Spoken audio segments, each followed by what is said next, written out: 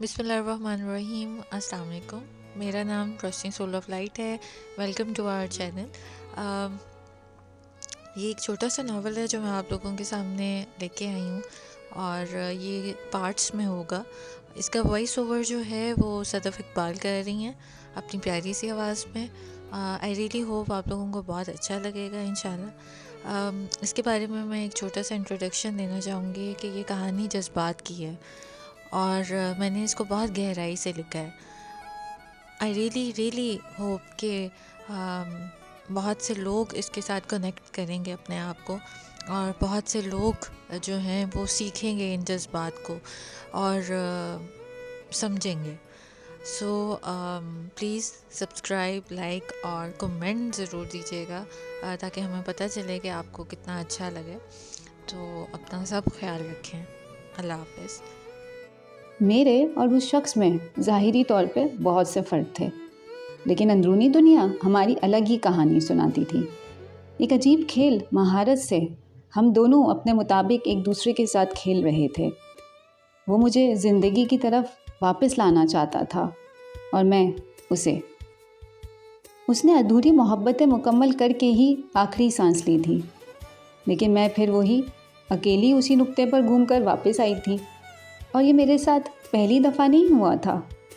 मुझे अपना आप वो किरदार लगता है जो लोगों की ज़िंदगियों में इसलिए शामिल होता है जिनके जज्बात के रोम रोम में जज्ब हो जाऊं। और फिर जब उनकी कहानी ख़त्म हो जाए तो खामोशी से दिल के एक खाने में उनकी ज़िंदगी की किताब को महफूज कर दूं। जब से होश संभाला है खुद को एक दास्तां गो ही देखा है, लेकिन ऐसा जो उन सब जज्बात के दर्द, खुशी, अज़ियत, बिछड़ने, लाहासिल से हासिल तक के सफ़र को महसूस करके ज़िंदगी के अगले मरहले पर कदम रखती। और मेरी ज़िंदगी की अपनी कहानी के चंद टुकड़े उन लोगों की कहानियों में ही मुकम्मल और कभी नामुकम्मल एक बाब का हिस्सा बन के रह जाते हैं। तुम जिससे मोहब्बत करती हो ना, वो तुमसे, तुम्हारे लेवल से बहुत नीचे है, बल्कि यकीनन तुम्हारी मोहब्बत के मुकाबले में कोई बराबर नहीं खड़ा हो सकता। उसकी आवाज़ की गूंज उसको अब हर वक्त तंग करती थी। वो उससे नॉर्मल बिहेव करती, मगर अंदर ही अंदर उस शख्स से ज़िद हो चुकी थी। आपका मसला क्या है? आप मेरी काउंसलिंग कर रहे हैं या मैं आपकी? आज तो उसका पक्का इरादा था उससे लड़ने का, और वो यही चाहता था।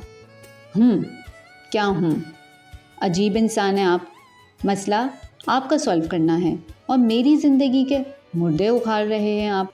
वो गुस्से से जैसे गुर्राई थी, लेकिन फ़ोन के पार इंसान बहुत मुतमईन मुस्कुराहट लिए उसकी डांट से लुत्फ़अंदोज़ हो रहा था, जबकि दूसरी जानिब उसने गुस्से से कॉल मुनक़ता कर दी थी।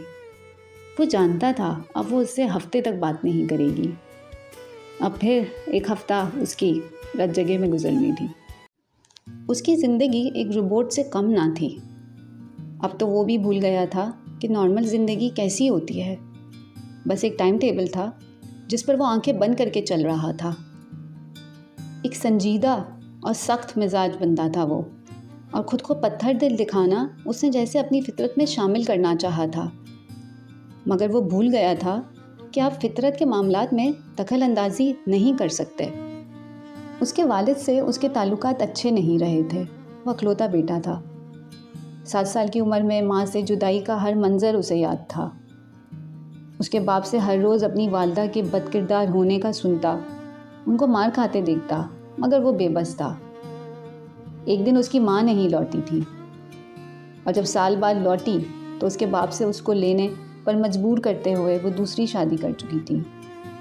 कब तलाक हुई, कब शादी, वो कुछ नहीं जानता था, लेकिन माँ बेवफा थी उसके साथ। ये बात उसके दिल से कभी खालिश ना गई, और उसने ये कबूल कर लिया कि उसकी माँ अकेली इस जहन्नुम से निकल के उसकी परवाह के बगैर उसको छोड़ चुकी है। उस वाक़े के कुछ अरसे बाद ही उसने एक औरत को अपने स्कूल से वापस आने पर अपने बाप को मिलवाते सुना कि अब वो उसकी माँ है। उस दिन वो औरत दिल के किसी कोने में उसको अपनी मुहाफ़िज़ लगी थी, मगर उसने उसको कबूल करने से इनकार कर दिया था। वो औरत उसके लिए एक अल्लाह पाक की रहमत साबित हुई। कुछ हफ्तों में उन्होंने उसको अपने साथ मानूस कर लिया था। उसका ख्याल वो उसकी सगी माँ से भी ज़्यादा रखती। उसको महसूस ही ना होता कि वो उसकी सगी माँ नहीं है। वो हर रोज़ उसके बाप से मार खाती, लेकिन सुबह उसको नाश्ता तैयार करना और स्कूल भेजना ना भूलती। वो भी उसके बाप की नज़र में बदकिरदार थी, लेकिन उसके लिए वो एक फ़रिश्ता थी जिन्होंने उसको अपनी ममता के आगोश में संभाल लिया था। वो जैसे उनकी सारी कायनात बन चुकी थी। अब उसके ग्रेड्स अच्छे आने लग गए थे। वो उनको मामा कहने लग गया था और उसने अपनी मामा से वादा किया था कि वो एक कामयाब बिजनेसमैन बनेगा और उसके लिए उसका पढ़ाई में अच्छा होना बहुत ज़रूरी था। उसका बाप नहीं जानता था कि उसका बिज़नेस खड़ा करने में उनकी दूसरी बीवी का हाथ था। उस औरत ने अपना सारा बैंक बैलेंस अपने बेटे के बिज़नेस पर लगा दिया था। हमज़ा अक्सर बहुत हैरान होता था, इतनी अमीर औरत ने अपनी ज़िंदगी उसके जालिम बाप के साथ क्यों खुदा तरसी में गुजार दी। जिस दिन बिजनेस एम्पायर खड़ा करने में कामयाबी के बाद वो कुछ सालों बाद वो अपनी माँ को अपने पास लेके जाने के लिए आया, उस दिन उसके लिए हैरत का झटका था कि उसके जाने के बाद कुछ साल बाद अलहदगी उसके बाप से करके मालूम नहीं कहाँ जा चुकी थी। उसने बहुत ढूंढा मगर वो उसको ना मिली।